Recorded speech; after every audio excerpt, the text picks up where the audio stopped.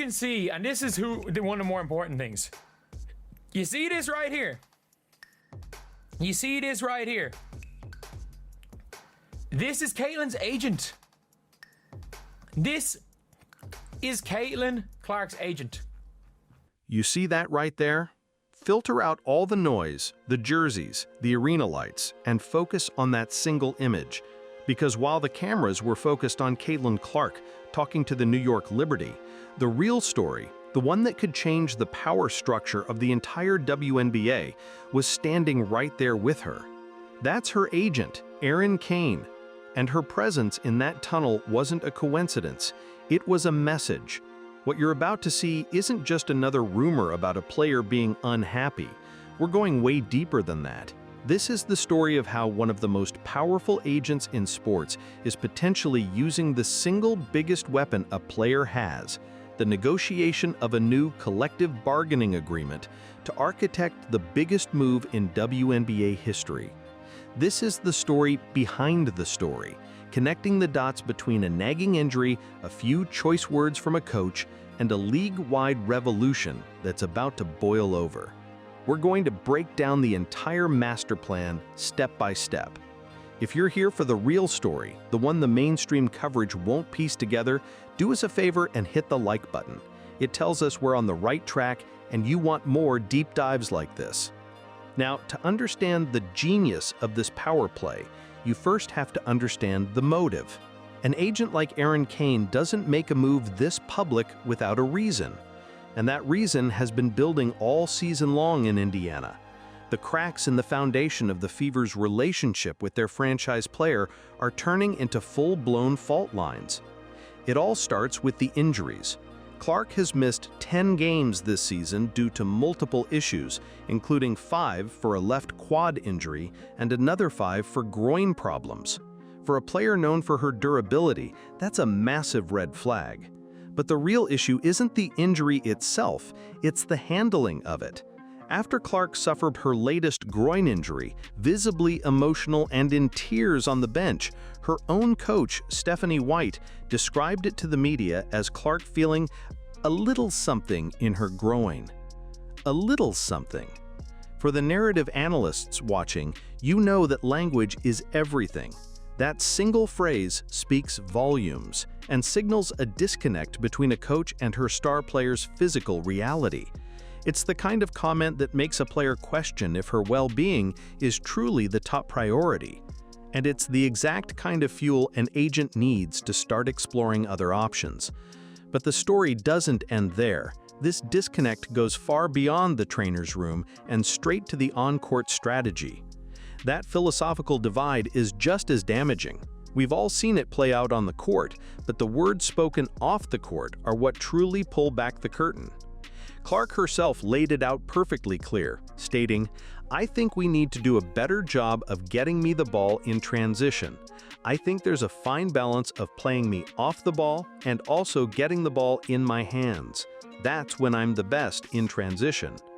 That's not a diva demand. That is a generational talent telling her coach exactly how to unlock her full potential. And what was the response from the coaching staff? Stephanie White has repeatedly said she likes the ability to have 2 primary ball handlers on the floor, and specifically mentioned not wanting Clark to play under duress, 94 feet, the entire time she's on the floor. Okay, let's connect these dots for a second. Your franchise player, the one who is single-handedly driving ratings and selling out arenas, tells you she is at her best with the ball in her hands in open space. And the official response is that you're concerned about her playing under duress? This isn't just a minor disagreement on strategy. This is a fundamental misunderstanding, or worse, a fundamental ignoring of what makes your superstar special. And that right there is the fuse being lit. When a player feels misunderstood, misrepresented, and misused, they don't just complain, they call their agent. This brings us back to that viral photo, the tunnel at Barclays Center. It wasn't just a random post-game chat, it was a calculated move, a piece of strategic communication played out in public. You have Clark, the disgruntled star. you have the opposition, the reigning champion New York Liberty, represented by their head coach Sandy Brondello and their two pillars, Breanna Stewart and Sabrina Ionescu. And right in the middle of it all, you have the architect, Clark's agent, Erin Kane of Excel Sports Management. This is what the beginning of a power play looks like. And many of you watching have been pointing this out from the moment the photo. We have just seen the New York Liberty players after the game meeting up with Caitlin Clark. It is Stewie, it is Sabrina Ionescu, there is Sandy Brondello. And by the way, Stewie is not leaving New York the rest of her career. That is one thing that I will be 99% sure of.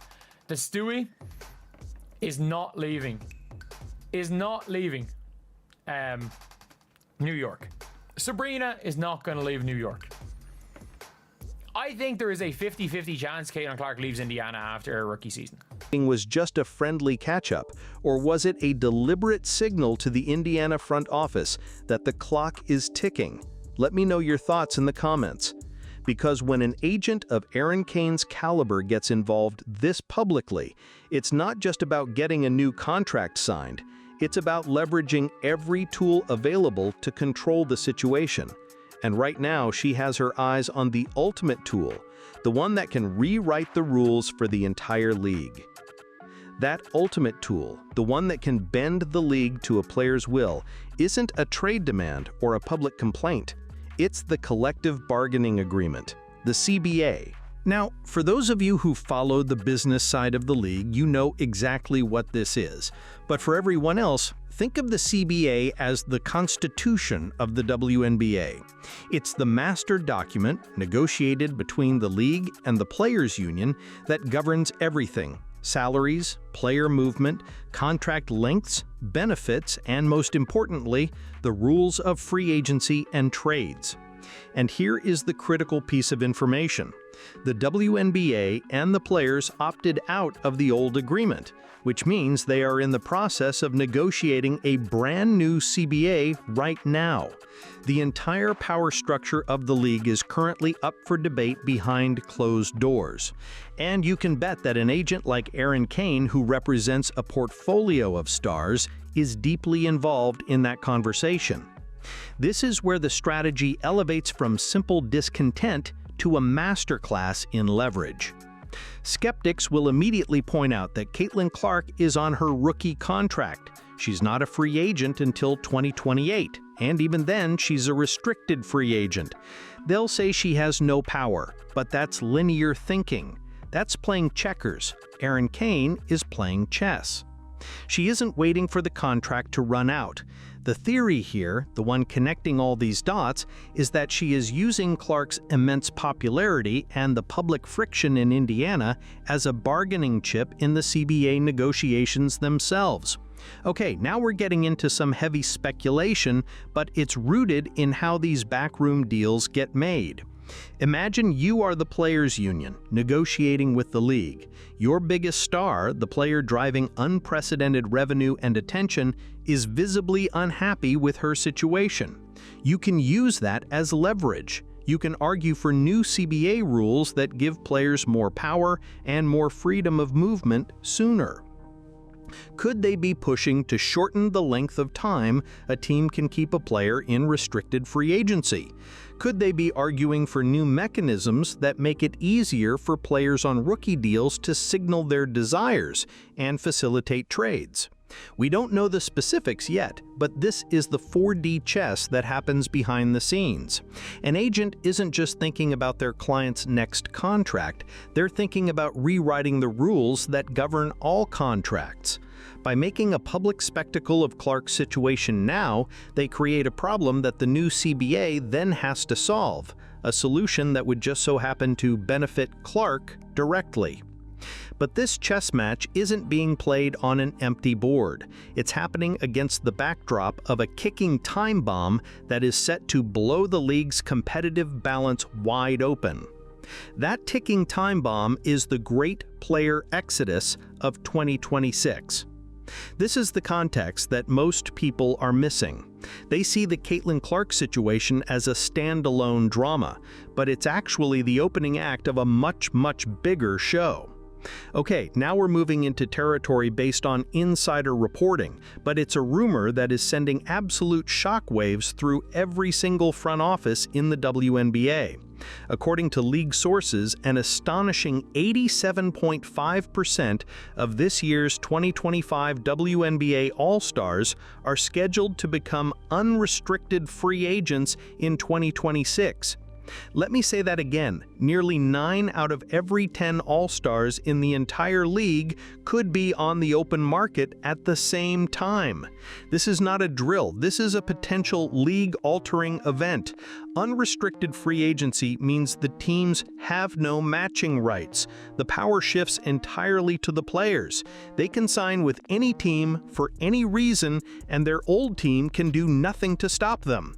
We are talking about a talent migration that could create super teams overnight and dismantle others in a matter of weeks. The entire competitive landscape as we know it is set to be thrown into a blender. Now, think about the timing. Caitlin Clark and her agent are making their moves now just ahead of this massive wave. They aren't reacting to the market, they are setting it.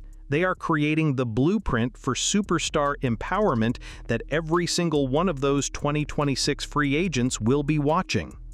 If Erin Kane and Caitlin Clark can successfully leverage the CBA negotiations to create more favorable rules for player movement, they won't just be helping themselves, they'll be forging the very tools that dozens of other stars will use to control their own destinies 2 years from now. This isn't just about one player potentially wanting to join the New York Liberty. This is about one player's situation becoming the test case for a league-wide revolution. They are the first tremor before the earthquake. So now we have all the pieces on the board. We have the motive, the undeniable friction in Indiana. We have the architect, the powerful agent Erin Kane. We have the weapon, the ongoing CBA negotiation. And we have the context, the coming 2026 free agency storm. Now it's time to put it all together. It's time to connect the dots and lay out the complete step-by-step master plan that appears to be unfolding before our very eyes. So here is the master plan, laid bare. It's a multi-pronged attack on the traditional power structure of the league. Step 1 was the public signal, the tunnel meeting. It was a perfectly executed piece of visual warfare designed to go viral and create a public narrative of discontent. It put the Indiana front office on the defensive immediately. Step 2 is the leverage play. While the media and fans debate the photo, Erin Kane is using the Caitlin Clark problem as a bargaining chip in the closed-door CBA negotiations, pushing for new rules that will empower players to control their own destiny. And that leads to the final step, checkmate. The Indiana Fever are now trapped. They can either fight a public relations war against the most popular player in the league, a war they cannot win, or they can be forced to the negotiating table long before her contract expires. The ultimate goal may not even be an immediate trade, but to make a future move to a team like the Liberty an absolute inevitability. It's a strategy designed to ensure that when the time comes, the power to choose belongs to the player, not the team. This is more than a trade demand. It's the blueprint for the modern WNBA superstar. So what's your take on all of this? We want to know your theory in the comments below. Is this a brilliant masterstroke of strategy by Erin Kane, or is it a dangerous game that could ultimately backfire on Clark? If you appreciate this kind of deep dive analysis that connects the dots the mainstream media won't, make sure you subscribe to the channel and ring that notification bell. We're following every angle of this story, and you won't want to miss our next update. And finally, if you believe other narrative analysts and WNBA fans need to see this breakdown, help us out and share this video. It's the best way to get the real story out there.